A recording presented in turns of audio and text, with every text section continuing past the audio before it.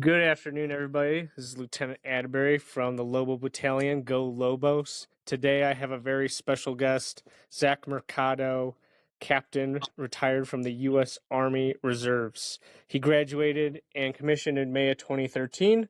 He then started his career as an Army Reserves engineer officer, serving in various units throughout the Southwest. And then he mobilized in support of Operation Enduring Freedom. From there, he joined the FBI in 2015 and then continued serving from there. Zak, again, we really appreciate you being able to meet with us and talk about your journey. Could you start off by talking about a little bit about your origin story? Where did you grow up in New Mexico? What schools did you go to? Stuff like that. Yeah, of course. No, I'm glad I could interview with you today. It's always great to reconnect with the UNM Army ROTC. So my childhood, I grew up here in Albuquerque, New Mexico. Had a typical childhood. What was atypical about that is that both my parents were Albuquerque Police Department officers, and that's where I was first introduced to service to your community, right? Putting service before self. So that was instilled in me from a very early age. And that transitioned into, my early childhood and adolescence, where I was always a member of a team, played team sports, played baseball. And those two tenets put together kind of pointed me in the direction of service in our armed forces.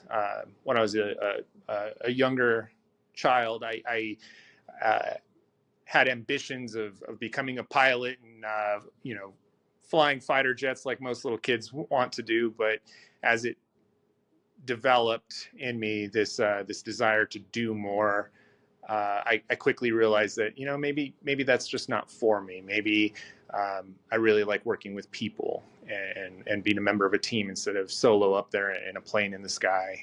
So that's what kind of inspired me to pursue a career in the Army.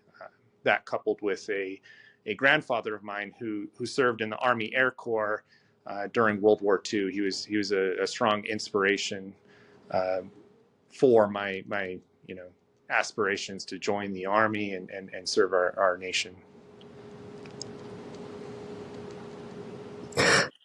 That's really awesome. I guess another thing is, it was only your grandfather who pretty much motivated you, or was there anybody else that served in the military?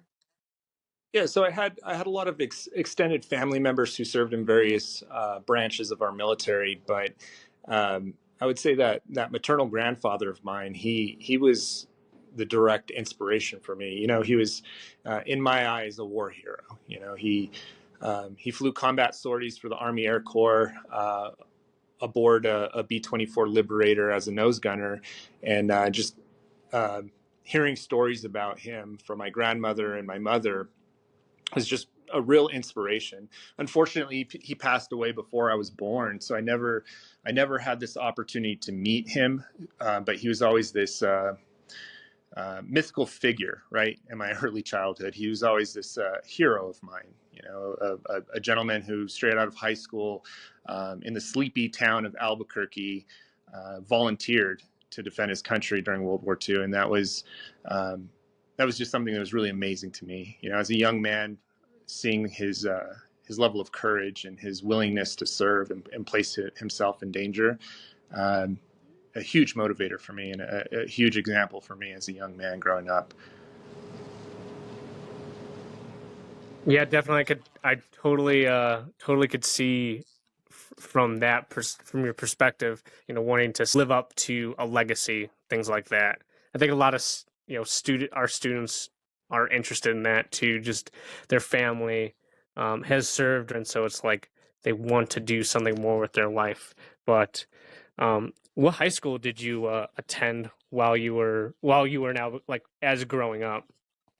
So I moved around a bit all throughout my life, and that was no different during my childhood. So my father, he was a special agent himself with the FBI. His first office was El Paso, Texas, and that's where I attended high school. So I attended Franklin High School in El Paso, Texas, and that was also another key factor that kind of pushed me towards service, because I grew up during my teenage years on the doorstep of Fort Bliss, and I saw my community members, my teammates on the track team, the upperclassmen that I went to school with, volunteering to support our efforts in Iraq and Afghanistan, and seeing their example and seeing their service was a huge factor in me finally deciding to join the Army versus any other branch, because that was really the only basis for firsthand knowledge, right?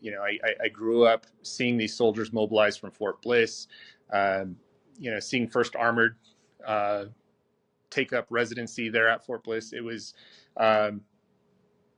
my only opportunity to really be exposed to it, because members of my immediate family, while they served in various capacities in law enforcement, they were never members of any military organization. Okay. Yeah. I guess another part of that I was wondering is, so it seems like you had tons of motivators back then, family, and then just your surroundings. But what ultimately pushed you to go to college and not just go enlist? Yeah, so I'd have to thank my father for that, right? When you're a young man, you're all courage and no wisdom. I remember after graduating high school, I expressed to my father that I wanted to join the military, and I wanted to join the Army.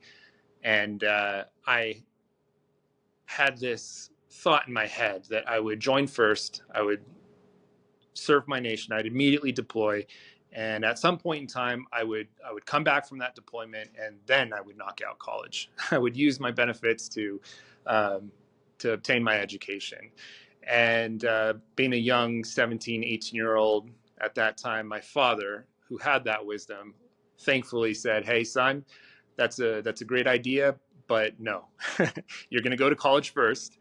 And if you want to join the Army, I'll support you in that. But I want you to go to college, and I want you to become an officer, because I feel like you have that aptitude." He had coached me. I was a very avid baseball player when I was younger. He saw in me the ability to lead, the ability to motivate others. So he was the first person to kind of put that seed in my head and say, "Hey, look, that's great that you want to serve your community, but I think you can do more. I think you can lead soldiers." And that's when he put me in contact with a recruiting officer out of the University of New Mexico, Eric Savini, who wound up being a mentor of mine throughout my time as a cadet at UNM. Wow. Yeah. Okay. That is pretty awesome. Did you see it in yourself at all that hey, I'm meant for more than, or was that your dad had suggested it and then you took that and then was like, oh yeah, I am meant for something more? I got to say, as a young man, you have a lot of ideas and concepts about yourself, and you're busy trying to figure out who you are as an individual. I don't think I envisioned myself as an officer, as a leader, but I was looking forward to the challenge. I wanted to show my father that whatever he saw in me, I could live up to. And I think through that mentorship, like I said, that I had with Eric Savini, that was another opportunity for me to kind of show somebody who stuck their neck out there for me, right? He he knew I had no concept or no idea of what Army life was going to be like, what service was going to be like, what leading soldiers was going to be like. But he invested his time and his belief in me, and I wanted to show him that wasn't for nothing. So I think I kind of grew into it, right? I don't know if I was necessarily, an 18, 19-year-old who, saw General Patton in himself. I'm definitely not saying that, but I saw the challenge and I wanted to excel. So I took the opportunity that the UNM Army ROTC put in front of me, and I made a career out of it. Okay. Yeah. So after meeting Mr. Savini as a recruiting officer, was the UNM the only school you looked at? Was that pretty much it? Like, hey, I have this in front of me, go after it? Or were you looking around at all?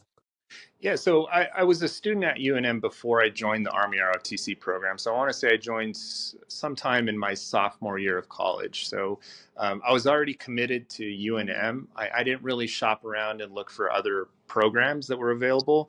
And in fact, I had the luxury of going to school at UNM that offered programs through the Marine Corps, Navy, and Air Force. But I chose the Army because that's what I wanted. That's what I had aspired to do before even joining UNM. Okay, yeah. So other than just joining the Army, did you have anything during because you joined as a sophomore, did you want to be an engineer in the Army Reserve starting off, or did you have any other idea of what you wanted to get out of, job wise when you were a sophomore in the program?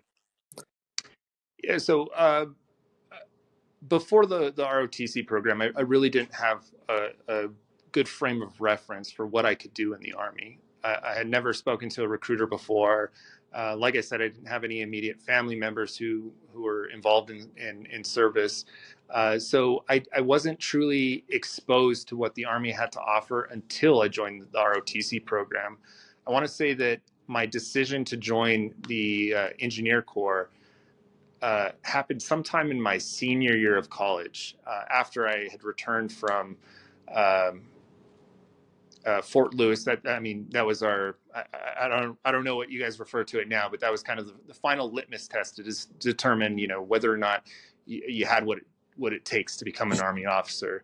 But at that point, when I returned from Fort Lewis, I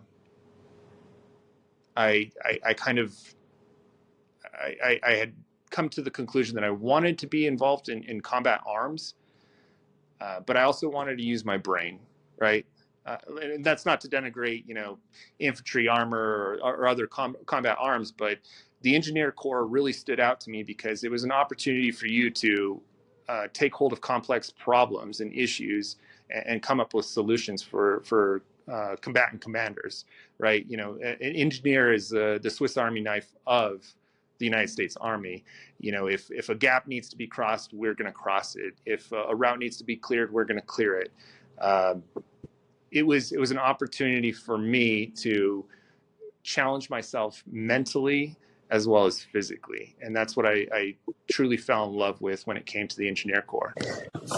That's really awesome to hear. The engineers are always that piece where you're doing counter mobility or mobility, moving soldiers around or making sure the enemy can't get through us. I think you brought up a few good points. Just talking there, I just wanted to re-talk about your life as a cadet too. So I think the biggest thing for a lot of cadets is we want to know, what was it like for you when you first joined the program? Did you do any of the were you involved in any special teams or anything like that? So I think to talk about my time as a cadet, I think it's best to kind of start where it all began, right? There was that conversation with Eric Savini where he was explaining to me what the Army was and what it could offer for me and what I could offer for it. So after that first conversation, he also realized, look, I'm not a freshman in college. I can't join as a 4-year cadet. But what I can do is I can attend the leadership training course to make up for the 2 years that I did miss. And that was my first introduction to the Army, right? Throwing you into the deep end, so to speak. So I recall my first formal event with the ROTC battalion was a PT test, to see if I qualified to go to leadership training camp. And it was an eye opener. It was an opportunity for me to see all the Corps cadets out there in their Army PT uniform, knocking out their push-ups, sit-ups, that 2-mile run. I know that PT test has since gone away, and that's a sign of my age here. But yeah, it was interesting to see it, and like I said, I was coming from a civilian. I had no concept of what life would be like as a cadet. So seeing them stand in formation, reporting up through their ranks, it was the moment that I realized, okay, this is real. You're joining a service, you're joining a community, you're joining a brotherhood, a sisterhood, of America's sons and daughters who are willing to volunteer to defend this country. And it that was the first time that I could say, like, look, I'm going to be a part of something larger than me. So thankfully, being fresh off the street, I was able to qualify in that PT test. And I remember that summer, I hopped on an airplane and I was sent to Fort Knox, Kentucky. A bit of a culture shock to me, growing up here in the Southwest. That was the first time I had drill sergeants with their round brown in my face. So I remember it was, it's very stereotypical, very Hollywood. They're hopping on the school bus that transported you from the airport out to Fort Knox, and they're yelling at you to grab your stuff. They're having you dump out your A bag in front of them, sharking around you, just trying to make sure that you're standing at attention properly. And like I said, I had no experience, but they helped shape and mold me into an officer. Right. That was like the first time that an NCO started investing time in me and shaping me into the leader that they would want. So that program, is roughly a month long. It was a total immersion into the Army experience, right? PTing in the morning, classroom instruction, land navigation, everything. Everything was thrown at me, trying to catch me up for the 2 years that I missed with the other cadets. And after returning from leadership training course as an honor graduate, it was I can say it was an opportunity where I completely transformed as an individual. I know that sounds very cliche, but it's true. Those drill sergeants took some punk kid who had all these delusions of grandeur, and they shaped me into a soldier and a future leader. That is awesome to hear. And just to follow that, is there anything defining about that basic camp that you went to, that you find like either a memory or a story that you found very memorable while you were there? Yeah, like I said, growing up throughout my childhood, I always had structure, right? My parents were involved in law enforcement, and they made sure that we were, good kids, like me and my sisters. But I want to say that leadership training course was the first instance I had ever had some stranger come up to me and tell me, how messed up I was, how sloppy my uniform looked, how, poor my push-ups were, whatever it may be. That was the first time I'd ever had a drill sergeant in my face, and that is an unforgettable experience, I think, for anybody, whether it's a E1 private or a cadet.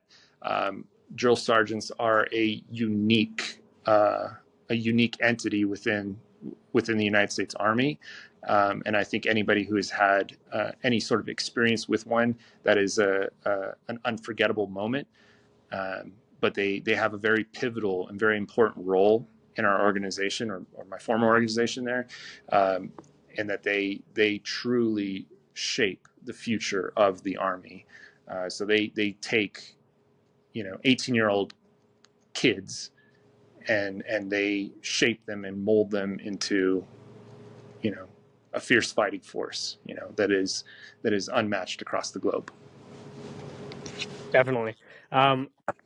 Going from there, so you've been transformed during this experience. What was life as a cadet like returning from advanced camp, or not advanced, the basic camp as they call it? Because now you're a junior. Yeah, what was that like coming back from that? Yeah, so coming back, greeted by Mr. Savini. Like I said, he was always that ever-present figure, that mentor. Slap on the back, hey, good job, but the real work starts now. And that's when I enrolled in the military science courses, our lab courses, and I really started to refine those leadership skills. And I started assuming roles within that Corps of Cadets there, within that ROTC battalion. I think I recall assuming a position as a squad leader right away, and that was the first opportunity for me to have any sort of like formal supervision of anybody, right? Even if it is just in the realm of this cadet setting. But it was, once again, it was an opportunity for me to refine those skills, to learn what it was going to take to become a leader in the Army. And those labs were our first exposure to any sort of tactics, like small unit tactics, and we also had the luxury of having other ROTC battalions in our area here, hosted at the University of Texas at El Paso, New Mexico State, as well as the University of Arizona. So getting all of those sister battalions together in a friendly competition, but also in a dynamic training environment. We hosted as well as attended quite a few different trainings with those sister battalions, and I think that was a great opportunity for us to work with our sister battalions to our left and right. But yeah, it was an eye opener for me. And then, is it that summer of your junior year you went to Fort Lewis, right? Yeah. Yep. And then what was that called? Do you remember? Yeah, you're asking me something that's about a Yeah. decade ago. Yeah, Okay. I don't recall exactly what it was what it was called, but Okay. it would be the equivalent of your advanced camp, right? This. Yeah, exactly. Yeah, this was the final opportunity for our assessors and evaluators to take a look at us. A month-long field exercise, so to speak, where they're assessing your leadership skills, they're assessing your decision making, as well as your tactics and how you're employing the soldiers that are kind of at your disposal in a bit of a round robin fashion. Everybody's getting an opportunity to lead. You're setting up ambushes, you're setting up like cordon and search, patrols, spending as much time as humanly possible in the field. It was interesting, right? It's Fort Lewis. It's a very stark contrast from the American Southwest. I mean, it's a literal rainforest. Seeing those massive redwood trees and the famous protected ant species that lives on Fort Lewis, and just constantly being wet and cold. That's what I remember the most about it, is just being wet, cold, and smelling horrendous the entire time. But everybody is kind of just joining in that misery, and it's unifying you guys. It's this shared experience of, okay, everybody's trying to do the very best they can so they can wind up at the top of the OML and be able to select whatever branch or whatever service they want. And it was a fun environment, but it was also a very challenging environment. And it was another opportunity for me to head out there solo, alone, and show myself that I had what it took to lead soldiers eventually one day. After that experience, did you do any broadening summer internships, or did you go right back to UNM? So I went straight back to UNM, and I continued my education there.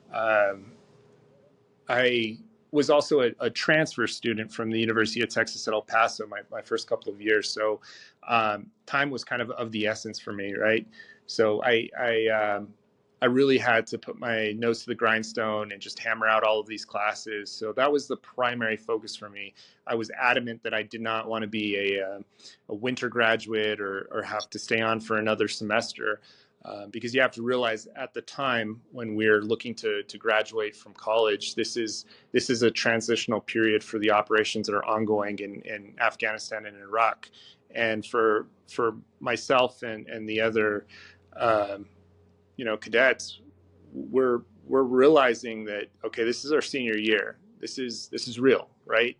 There's a combat zone, half a world away that we're preparing to lead soldiers into.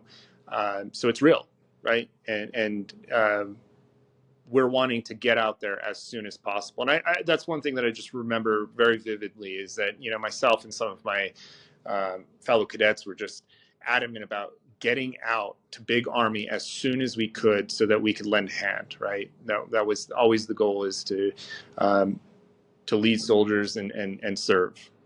So the sooner we could get that done, the better. So I remember returning back from advanced camp and just being, laser focused in on getting my studies done, absorbing as much as I could. I remember attending Arabic classes as well at UNM, just so that I could, brush up on my skills and in hopes that I could actually put that those language schools to some use. Another thing I wanted to hit on, talking about courses, is were you in taking engineering courses like as a major during this time? Absolutely not. And that is always kind of a running joke. I was a poli-sci major. Okay. I loved history. I loved writing. I loved, English courses. And, the misnomer of Army engineer has always done me a disservice, because folks hear they ask, oh, well, what did you do in the Army? I said, oh, I was an engineer. And they immediately jump to, oh, okay, so you're a degreed engineer and you're great at math. And nothing could be further from the truth, right? My aspirations were always to serve within a combat engineering unit. I saw a passion and desire to do route clearance, and in fact, that was the first unit that I joined. It was attached to Camp Pendleton out in California, and it was a combat engineering unit. And I wanted nothing to do with vertical or horizontal engineering. I have all the respect for those types of engineers, but math has never been my strong suit, and I am not ashamed to admit it. Just to clarify, so even for some of our listeners, so vertical and horizontal engineering, can you just give us a little bit of clarification on what that means in the engineering world?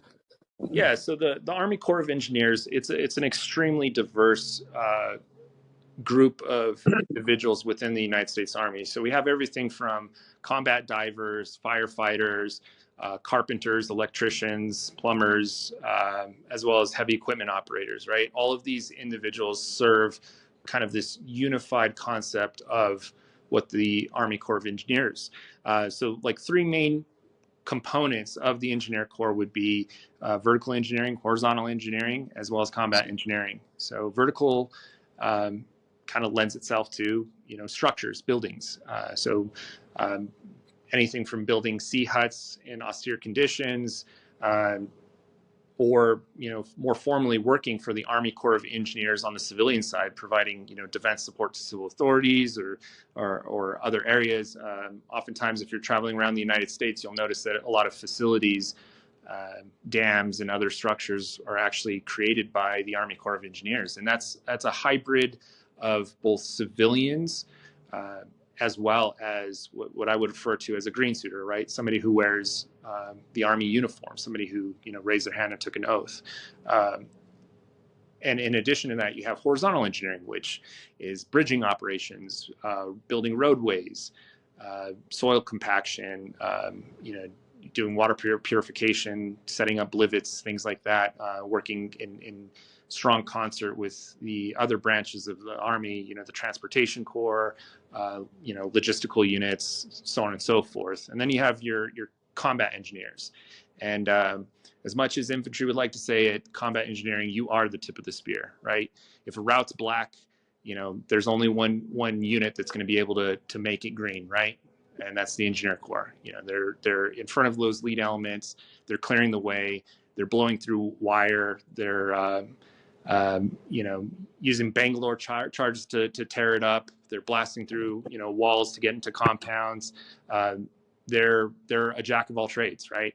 And they're also utilized in as you mentioned before, counter mobility operations. So if you're in a more traditional sense of force on force, where you're fighting another world power that has armored units, you're setting up tank traps. You're building fortifications. You're digging out tank remnants so that you can support those combat arms positions and win the fight. Definitely, yeah. We appreciate the clarification on all of that. It's super insightful, because a lot of people just don't know how much the engineers really do, and that's really awesome to hear. Like all of those capabilities. So like even from diver to bridging operations, there's just tons out there. I think going back to it, did you? Like you were saying, you did choose the engineers. Did anything specifically stand out to you? Did the cadre, did Mr. Savini say, oh, yeah, hey, if you want something more, engineers is the way to go?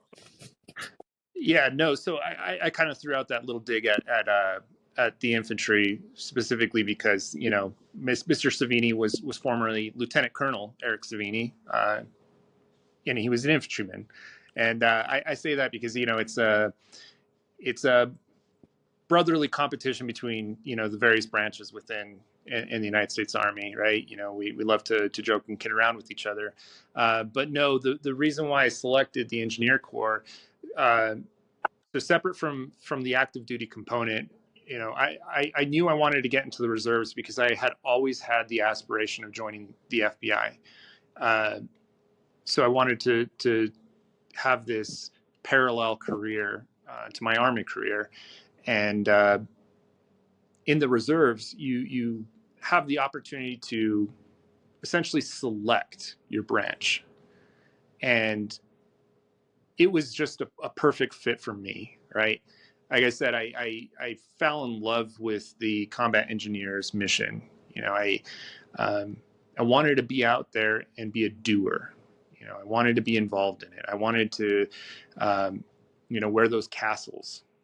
That is something that I'd venture to say that most branches don't have the level of history of the Engineer Corps. They don't have the same level of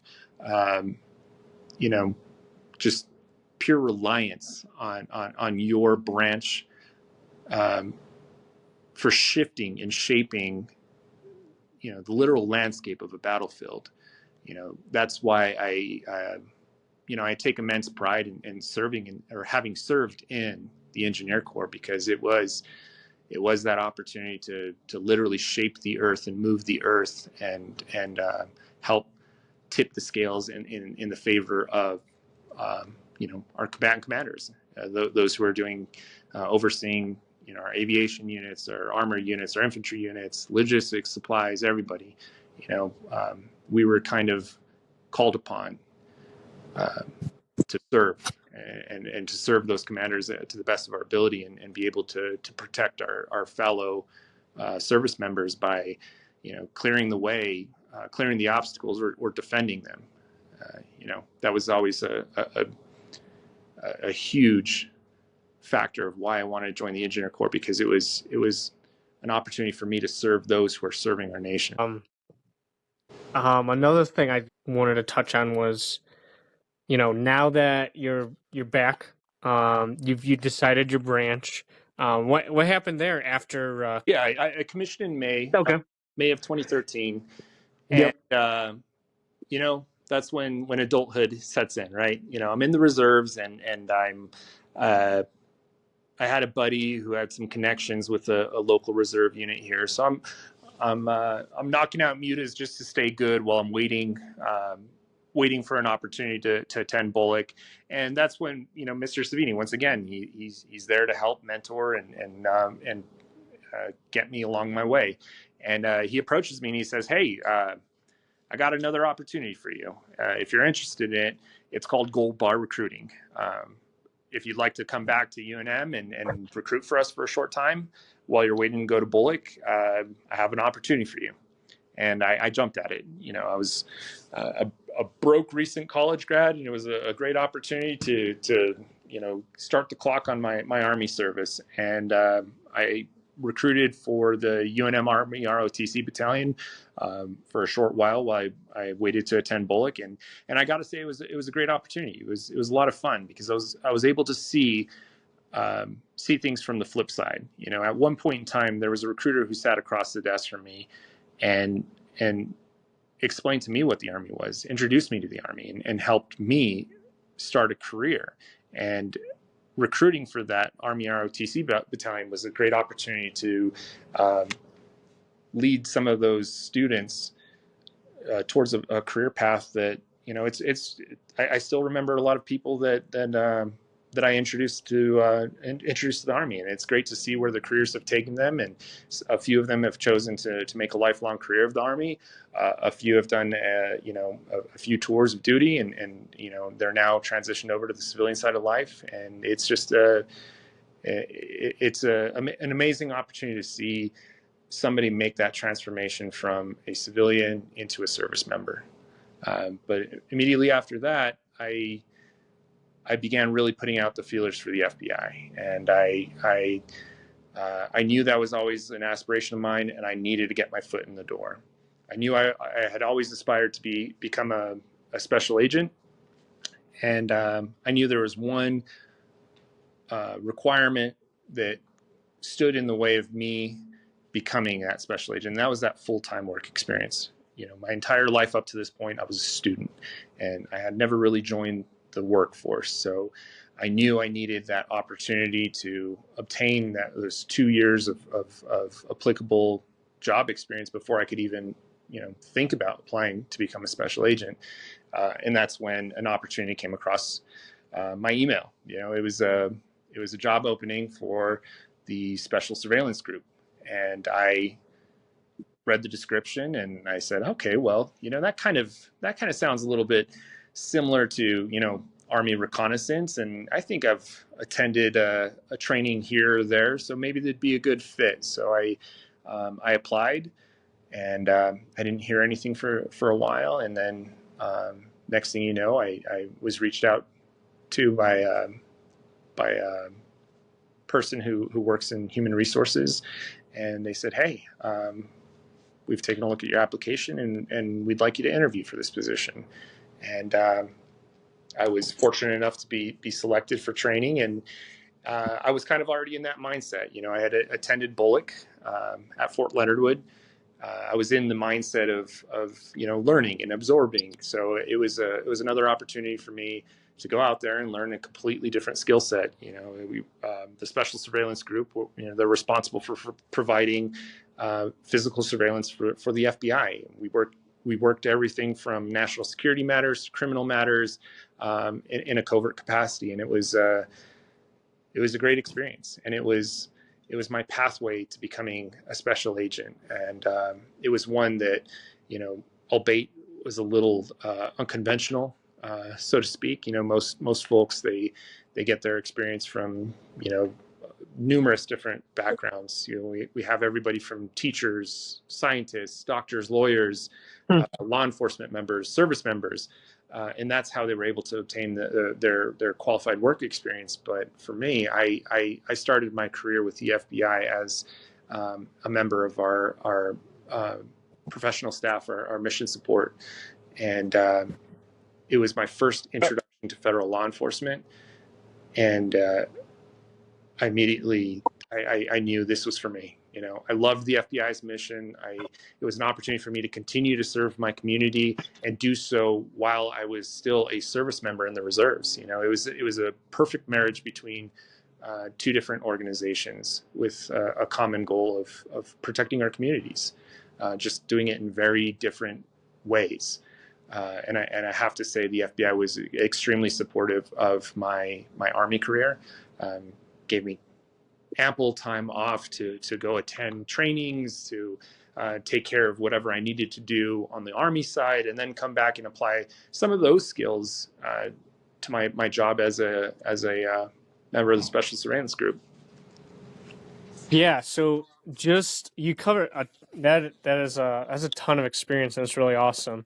So just for my understanding, so um, you went to BOLC first, and then you were able to get into the Special Surveillance Group, right?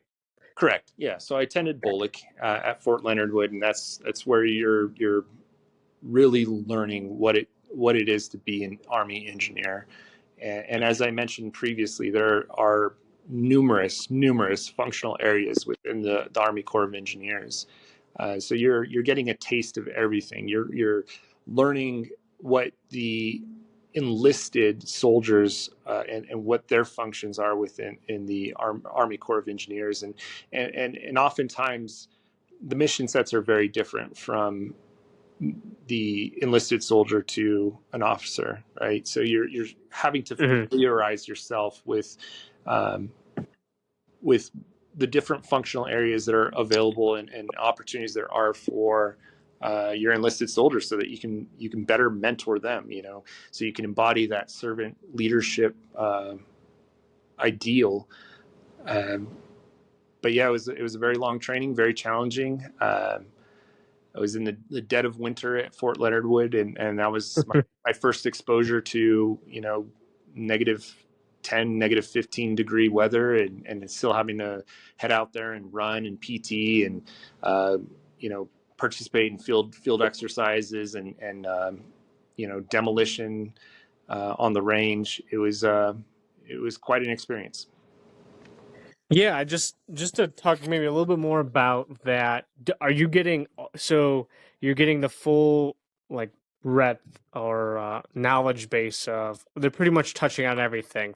Are they touching on like vertical engineering and horizontal engineering and route clearance? Pretty much hitting the basics of everything. Exactly. So you're well rounded, or how does okay? Yeah, so at the time, and obviously this was nearly a decade ago, so methods of instruction may have changed, but they broke it up into three main areas, and that, like I said, would be horizontal, vertical, and combat engineering. And within each, you're learning the different responsibilities of an Army officer and how you fit in those units that provide those services for commanders, right? So any sort of road building operations or grading operations or route repair, airfield repair, you're learning that on the horizontal side, and all the while you're taking exams and tests, and you're having to prove to your instructors that you not only learned this, but you're retaining this knowledge and you're able to apply this knowledge, and it ultimately culminates in your graduation as a engineer officer. And you have a large full scale exercise where you're applying all of this knowledge, your knowledge of demolition and breaching operations, as well as the basic functions of vertical and horizontal engineering. Once you did get done with BOLC completely. You transitioned back, and then your unit was in. Where'd you start off unit wise? Were you in New Mexico or were you in Texas? And what was the dynamic like from there? Yeah, so I bounced around quite a bit. That's the beauty of being in the Army Reserves is that um, you can transfer quite easily. You know, it's a federal entity. So versus the National Guard, where you're having to approach various National Guard bureaus at different states and seeing if they will one release you and then another unit accept you. It's fairly straightforward process transferring between various commands within the reserve. So I want to say in the first few years of my Army career, I transferred units to from New Mexico, where I was uh, uh,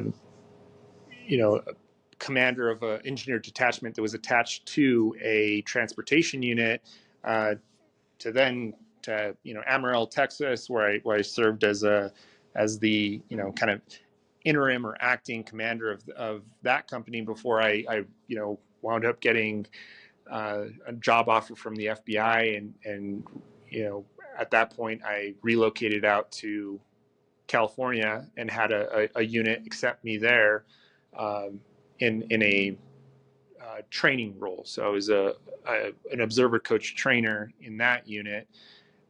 So I bounced around quite a bit, and all the while I was able to lend my experience and my knowledge as an engineer officer and apply it to these various units that I became a part of.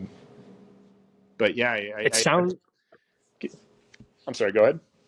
Yeah, no, it sounds like you got a ton of experience just there. So, like just by starting out, you did you say you were immediately pretty much put into a commander role?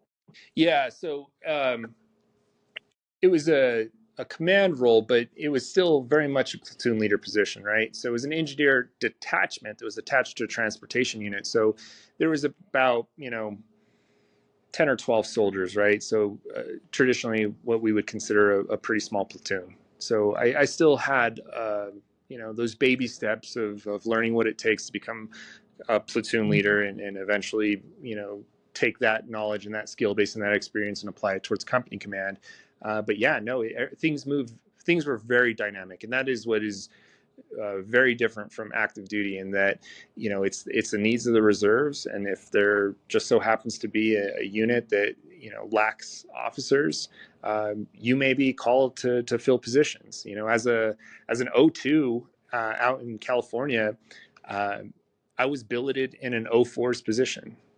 I was placed in command of an observer coach trainer team, and those positions are usually reserved for majors for good reason, because the NCOs that you're working with are E7s and above. You're dealing with senior enlisted soldiers who are there to teach and instruct and prepare units for mobilization overseas. So uh, it was definitely an opportunity to excel. Right, you're forced into that position to learn fast and absorb what you can, and do the best that you can. So uh, I had a pretty dynamic career early on where I was asked to do more with less.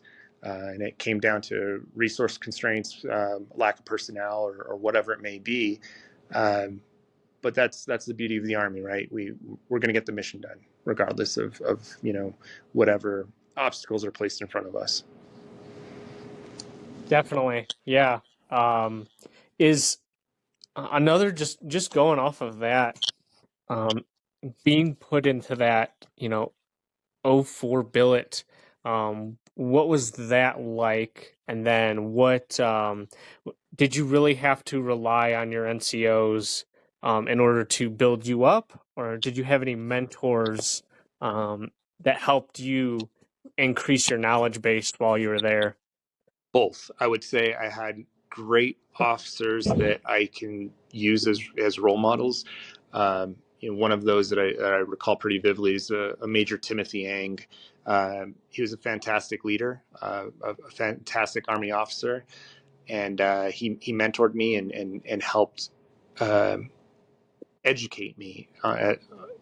And on the flip side of that, I was always blessed with fantastic senior NCOs who are willing to allow me to make mistakes and let me learn from experience, but they were always there to help guide me and help pull me back from the precipice if I ever got a little too close to making a irrevocable mistake. So I would say it was definitely a concert of the two. I had fantastic officers that I worked with at various different units, and then like I said, I was just always blessed with great senior NCOs who wanted to invest their time, experience, and knowledge in me in order to make me a better leader.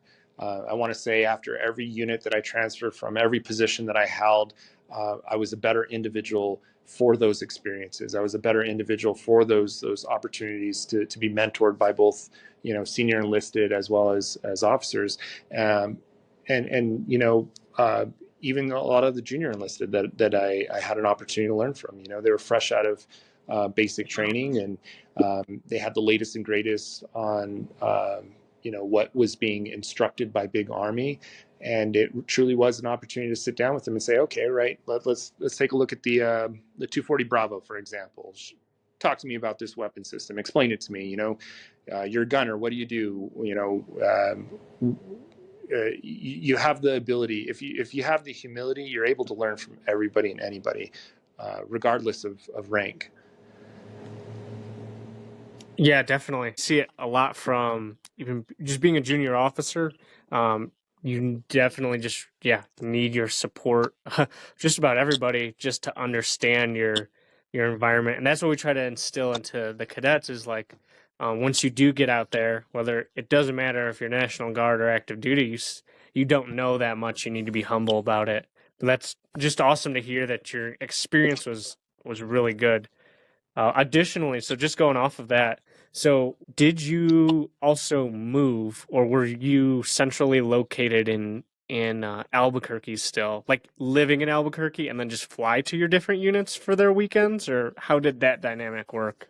So early on, yes, I was located in Albuquerque, and I would commute because it units are located at the needs of the Army, right? And unfortunately, here in Albuquerque, there just really isn't a whole lot of opportunity for engineers. So I did. I traveled quite a bit. I traveled from Albuquerque to like the Fort Carson area in Aurora, Colorado, where I joined a unit out there. Like I said, I also joined a unit out in Amarillo, Texas. And for a short time, I would commute to and from Albuquerque to Colorado or Texas.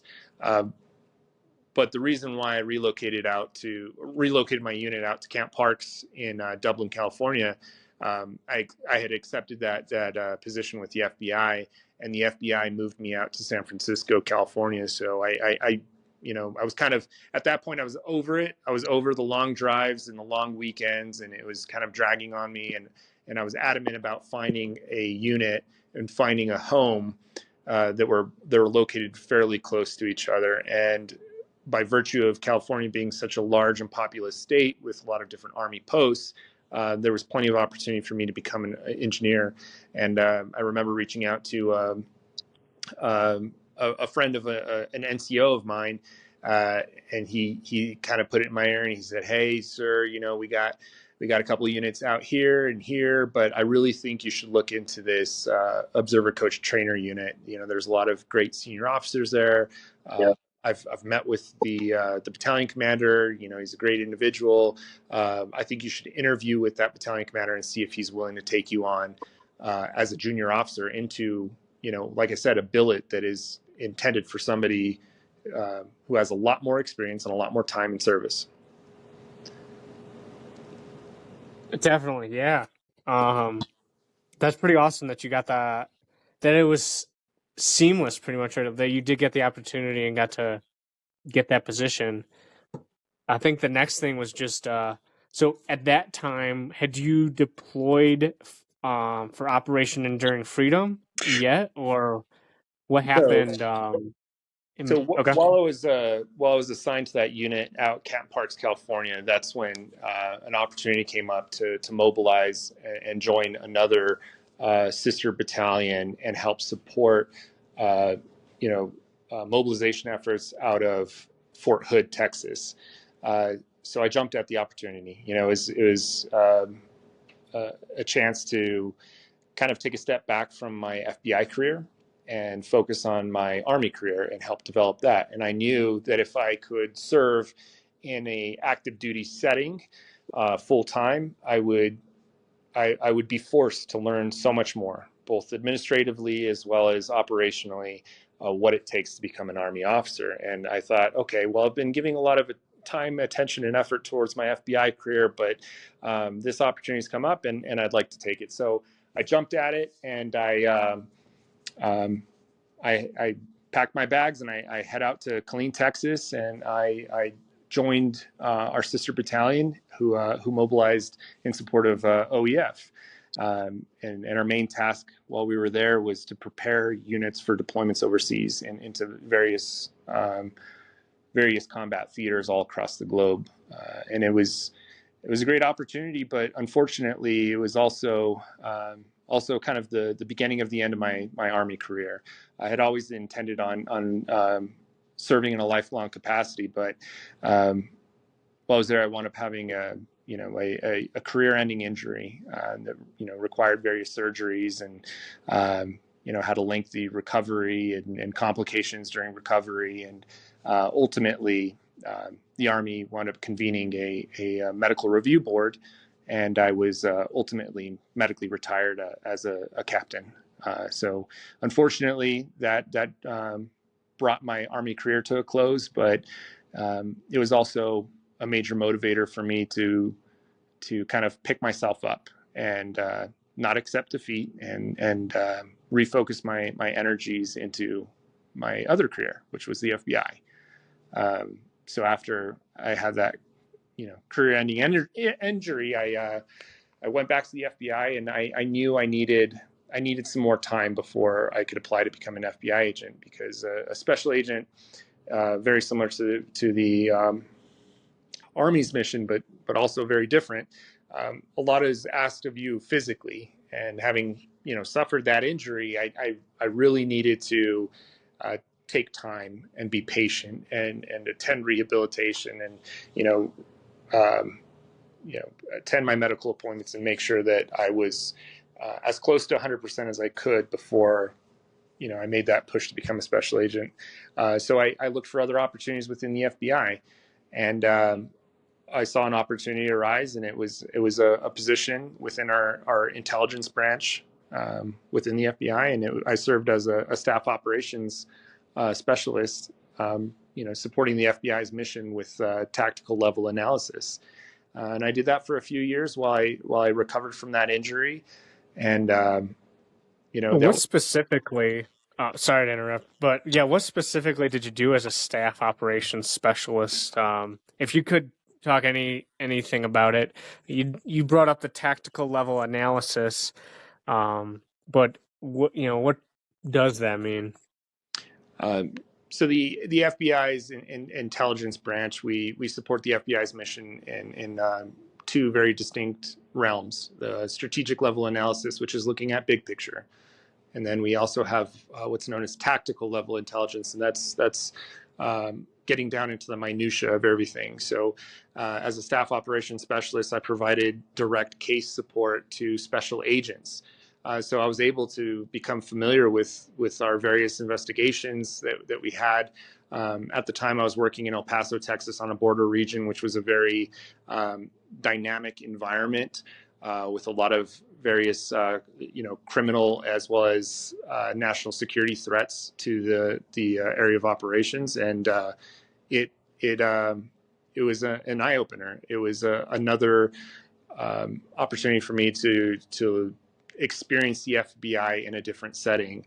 While I was a member of the Special Surveillance Group, I was a member of a team, and we worked constantly outside of the office. And then I transitioned into an FBI career as a member of our intelligence branch, and I was I was working, directly with agents. I was in our cubicle farms, so to speak, and I had an opportunity to chat around with some of the agents around the water cooler and ask them what their experiences were, why they chose to become a special agent. What was the good, bad, and the ugly.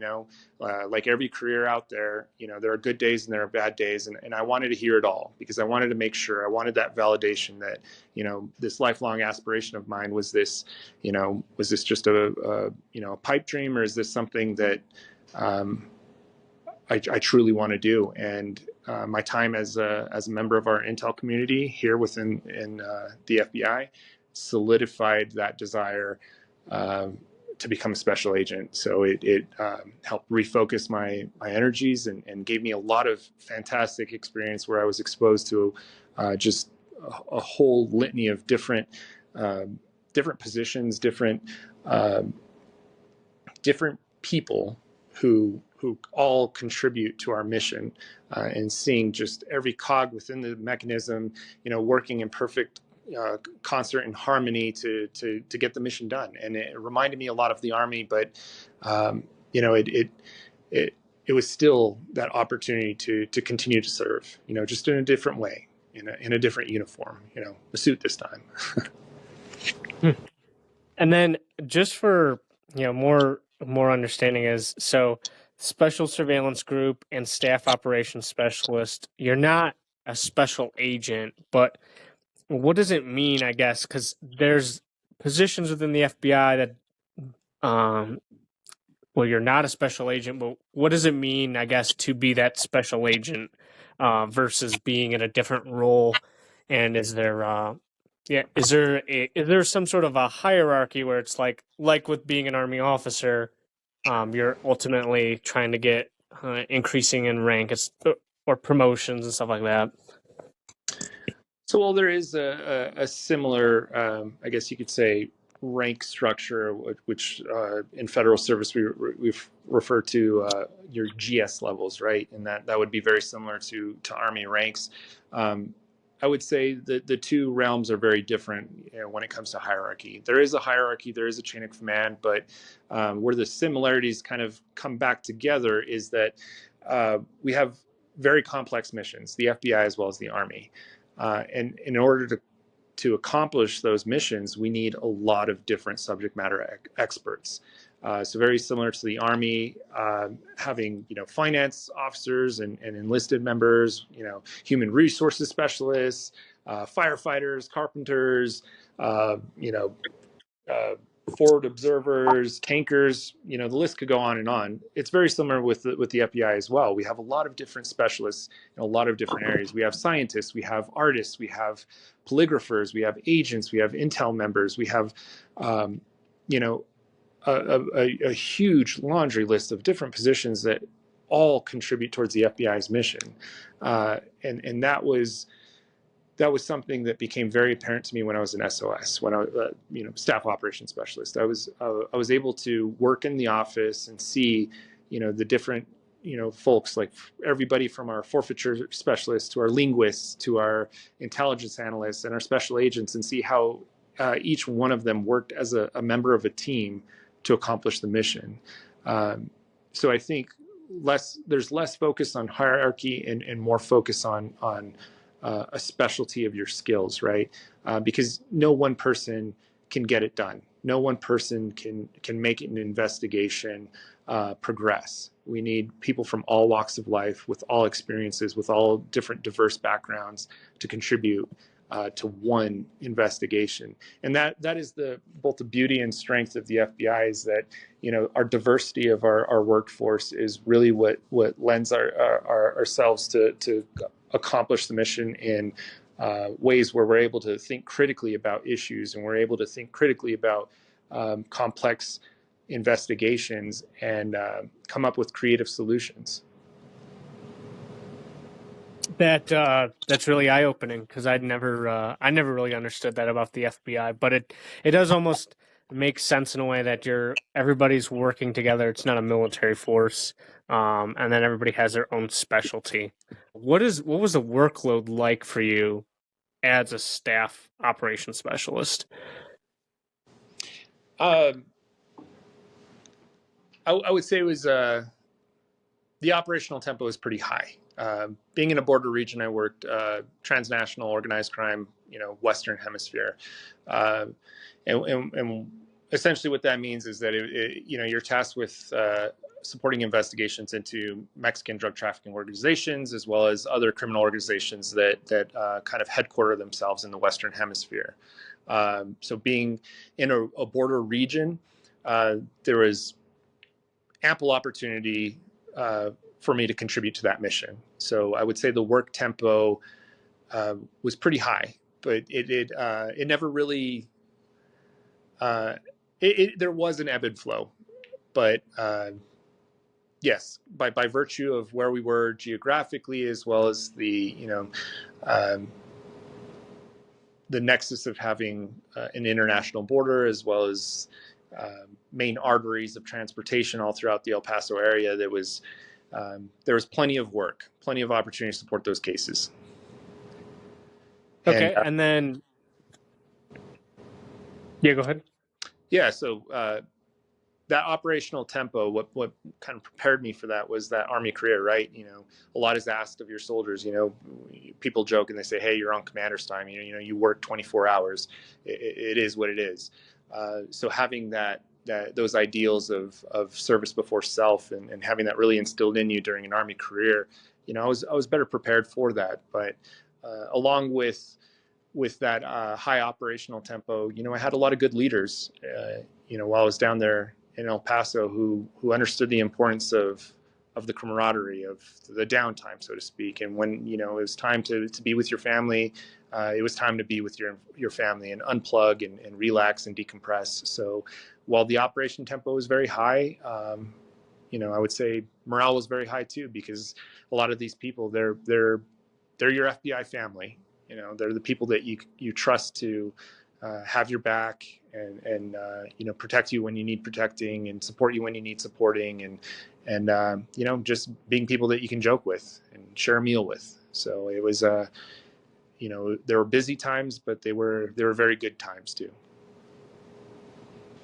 Awesome. And then as a staff operations specialist, did you get sent to Quantico or another training area where they trained you up before you started? Yes, absolutely. So I've had um, three different experiences with Quantico. Each time I pursued a different position within the FBI, I attended formalized training.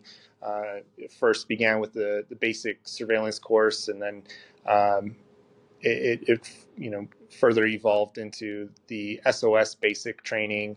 And then ultimately, when I became a special agent, we had the basic field training course to become a special agent. So I kidded around with a lot of my classmates when I was at BFTC. I said, I've shed more tears and blood and sweat in Quantico than I've actually liked to admit. I spent a lot of time there in that training environment. It is great opportunity to learn. You're working with some of your peers who are the brightest and the best this nation has to offer. You're joining the premier law enforcement agency in the world, and a lot of my peers really did live up to that reputation, and it was very humbling to see just all these different people from different walks of lives with these, the level of expertise and education that I otherwise would have never been exposed to in any other setting. It was an amazing experience, and each time I went back there, I learned something new. I was always placed in a position where every single day, you're pushing yourself to be better than the person you were the day before. Quantico is a unique environment where you're able to live in a challenging environment where you're offered the opportunity to either excel or you're given the choice.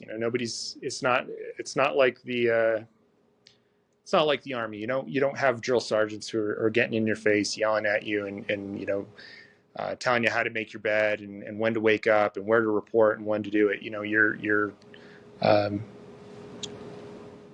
you're expected to be a professional when you arrive there. Um, you're selected because you have something to offer the organization, and they want you to be there, and they want to see you excel, and they're empowering you with all the tools and knowledge necessary to excel, but they're putting a lot of the onus on you. And it was a stark contrast to what I had experienced before in the Army, where a lot of the method of instruction in the Army, you know, they're molding and shaping and trying to you know, have you embody this ideal of what an Army officer or soldier should be. At Quantico, you're really afforded the opportunity to show what you got and to excel given the tools and the environment that you're given there. Yeah, can you tell us anything about that? Like, what's it like? So once you decided to be a special agent, um, and you put it in your packet or however that process works, and you get the opportunity, um, is the idea? So you go to Quantico, and then what sort of is it all instruction and then test, or how does that work? You know, it's a good mix of everything, right? You know, there's a lot of different facets, what it takes to become an FBI special agent, right? You know, a lot's asked of you to you know, meet physical requirements. So there's, you know, your normal PT sessions that you're familiar with from your time in the Army. It's a similar PT test, um, but there's also, You can say what it is. so the PT test, it consists of a minute of continuous motion push-ups, a minute of continuous motion sit-ups. We have a 300-meter sprint and then a 1.5-mile run, as well as pull-ups to muscle failure. And I have to say, you know, having the experience of taking, you know, 8 years of Army PT tests, I was very confident. Oh, it's gonna, you know, this should be a breeze. You know, this is the one test where they give you the answers, right? There's not a whole lot to it, but I got to say, it is humbling. It is humbling to you know, have 5 minutes of rest period in between each, and just immediately knock out each one of those iterations and really push and try and get the best possible score that you can. So our physical requirements to become a special agent are nothing to really balk at. They're a challenge. But in addition to that physical challenge that Quantico provides you with, they also challenge you intellectually. You have different methods of instruction, from practical training through classroom instruction. All along the way, you're taking exams and required to pass with a 90 or above. You know, they're demanding excellence, right? Because the community is demanding that excellence from you. You know, if you fail, you're failing your community. So, you know, the standard is very high while you're there. In addition to that classroom instruction, you're also doing incredibly intensive firearms training. We're literally shooting thousands upon thousands of rounds, and I always fancied myself a you know, a good marksman. You know, you know, I always qualified expert, you know, on the M9 and M4, but heading there to Quantico, you're seeing just how much better they can make you. You know, you're working with some of the world's leading experts who have studied this as an art and science, and they're improving you every step of the way, and just seeing from day to day, week to week, just how tight those groups of shots get, and how quick and how accurate you get. It was a great opportunity, and in addition to that, we're engaging in defensive tactics, which is takes a lot from, you know, striking as well as judo, and it's extremely challenging. I was never involved in martial arts as a young man, and I had always performed in Army combatives, and that was, you know, my real exposure to, you know, a martial art or martial sport. But there at the academy, going through defensive tactics and learning how to, you know, retain your weapon while you're in a fight and utilize less than lethal tactics. It was a great learning experience. So you have a lot of different and challenging aspects of what it takes to become a special agent, and all along that training opportunity there, you're constantly being evaluated by your instructors and assessed and making sure that you're meeting standards and that you're retaining and learning this information that they're providing you. And it's a lot to take in, but like I said, you're working with some of the world's leading experts in their various areas of specialty. So you're getting the best possible education and the best possible instruction from everybody from your firearms instructors to your defensive tactics instructors to your legal instructors and interviewing and interrogation. And that was a very interesting component of the FBI Academy. Our interview and interrogation instructors were you know, some of the best and brightest agents that we had in the FBI. A few of them came out of our behavioral analysis unit, and that is a highly specialized unit. You know, you see it on television quite often, and you know, it gets featured on you know, Mindhunter and various other, you know, Hollywood depictions of it. Well, they may not be accurate in nature. It definitely showcases that our behavioral analysis unit is that elite group of agents and mission support staff who are you know, handling complex investigations that require that added expertise. Yeah, it's pretty awesome to hear that you're going through striking and the martial arts in order to get you familiarized with all that, as well as you know, the legal portion of being an FBI agent, knowing the laws and stuff like that. Is there anything you found yourself struggling with more than others? And then is there anything you found yourself doing better at far more than others? I got to say everything is a challenge. And I know that's kind of a bit of a cop-out here, but they really are pushing you to be the best that you can be. So like I said, while I had a certain level of confidence from my time in the Army, you know, working with small arms, it was extremely humbling to attend firearms training at the academy and realize that, you know, hey, maybe I'm not as great as I thought I was, right? And then our legal courses, our American legal system is a very complex legal system, and having attorneys who have worked at the Department of Justice and who have worked in the civilian sector, and they're instructing you on these legal concepts that are derived from, you know, our Constitution, our Bill of Rights, and you know, other case precedent. It's extremely challenging work, and I can't say that any one aspect of our instruction at Quantico was easy or that I was exceptionally good at. I think everything that was presented to me was a challenge, and as we are going through the instruction that we're presented with, you really do obtain that level of confidence and that level of knowledge from these instructors. You're not just taking exams for the sake of taking exams. You truly are learning and retaining this information and being able to apply it in real world scenarios where one day you'll be called upon to apply that knowledge in an investigation. That is, yeah, that's definitely a different, I mean, not what I would say a different way of learning, but it's definitely an awesome way of, you know, it is a basic training, and you know, the Army does it their way, the same as their BOLCs, and the idea is that you learn as much as you can.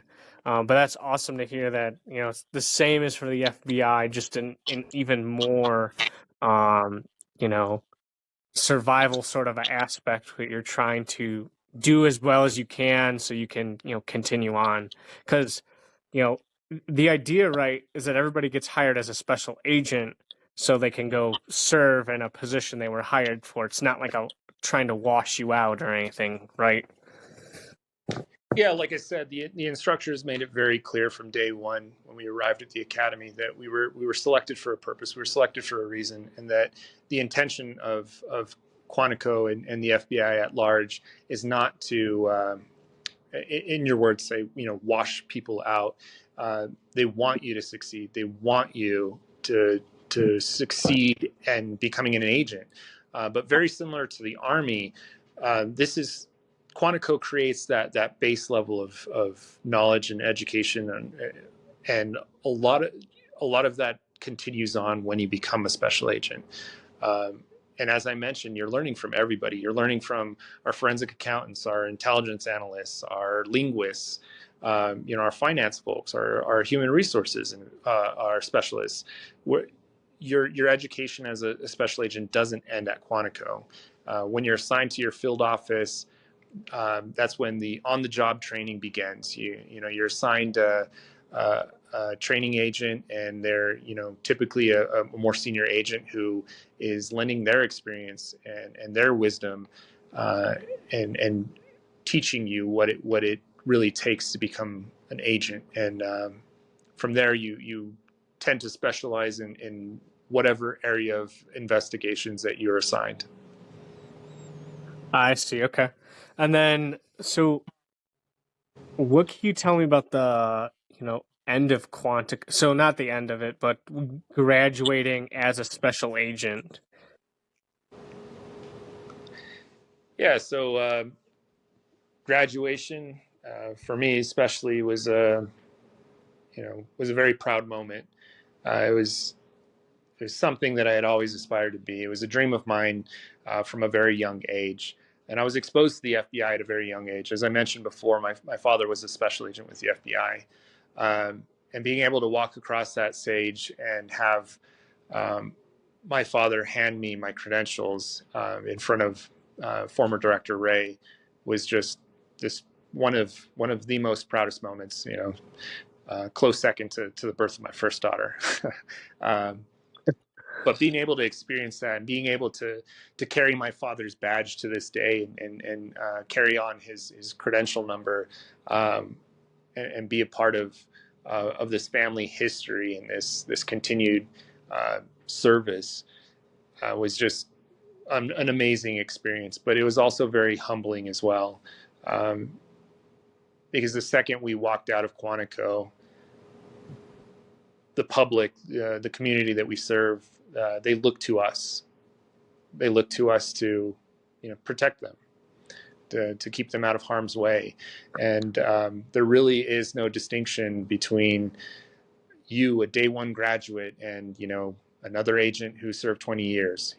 The public doesn't know what level of experience you have, or how long you've served.